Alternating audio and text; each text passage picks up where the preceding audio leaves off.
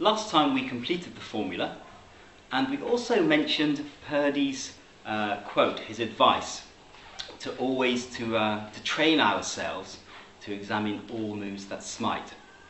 This alone will be a great help when calculating variations for your tactical skill, but there's also some things that we can do to enhance them further.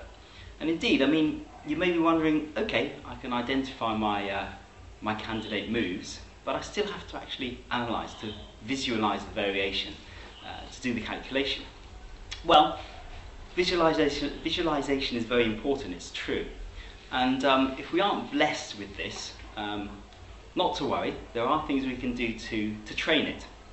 One classical exercise is to randomly choose a square on the board and try to determine which colour it is. And you should be able to, we should train yourself to be able to do this instantly. So if we said E4, what colour is it? It's white. H1 should be easy, it's white. B3, all white squares. G7 is a black square. B7 a white square. D7 is a white square. Yeah. So this is a good exercise you can play with your mates down at the club, and you can just, just play with yourself if you like, and just randomly pick squares and see if you can visualize which color it is. And you can, of course, at the beginning at least, check up by just looking at the board and making sure you got it right. An extension of this exercise is to try and identify the square between the intersecting point between two diagonals. Now, you would probably need someone to help you with this at the beginning at least. But for example, if I were to say, what's the intersecting square between the diagonals H1 to A8 and A6 to C8? That's fairly easy, it's B7. If I were to say the intersecting squares between diagonals G1 to A7 and A5 to D8, the intersecting square is B6. So this is another exercise that will help with visualization and help you to focus. And this is very important in analysis as well. I think we tend to drift, and we just need to focus. The identification of the key forcing moves will help this, but these visualization exercises will also help. Another great thing, of course, is blindfold chess. This requires some concentration, and some people think it's more difficult than it actually is. So maybe give it a try. I know it's helped me. I sometimes study books or articles in magazines just by reading them rather than actually using a board and trying to visualize things. Now, it does take some focus, as I say, but it's helpful for your practice to visualize things and to calculate. If you're not so comfortable going straight ahead with blindfold chess, as it were, I would suggest another form to ease you into this, and you could call it move ahead chess.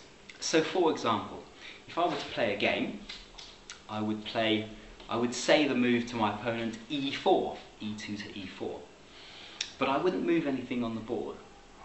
My opponent then has to visualize E4 having been played on the board, and then tell me his reply, and he would perhaps say E7 to E5.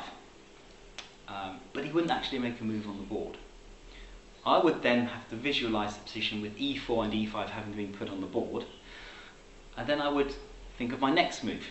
So I would perhaps say knight F3, and at this point I would make the move prior to that. So I would make the move E4 on the board. So we would always actually be a move ahead. We would always actually have to visualize a move ahead. The sequence might continue with black playing knight c6, but physically making the move e5 on the board. I could then continue with bishop b5, but physically making the move knight f3 on the board.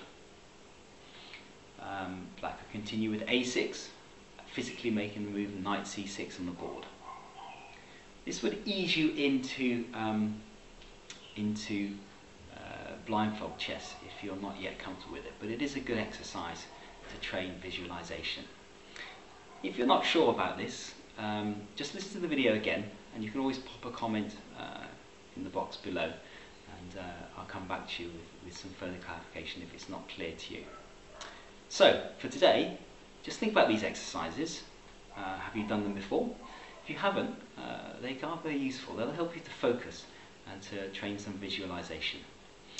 Tomorrow we're going to talk about the difference between tactics, analysis and sharp.